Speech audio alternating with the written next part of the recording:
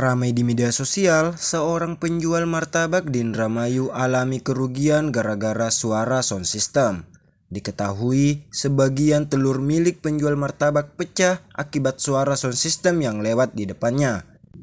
Hal ini viral di media sosial Instagram yang diunggah akun @terang_media pada Rabu 18 Oktober 2023.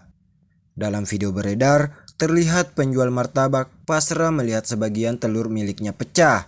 Selanjutnya, pemilik sound system hanya cuek dan menghiraukan yang dialami penjual martabak tersebut. Tak sedikit netizen geram akibat tingkah pemilik sound system itu. Bahkan, akun Instagram @josudrajat mempertanyakan izin dari acara yang menggunakan sound system tersebut.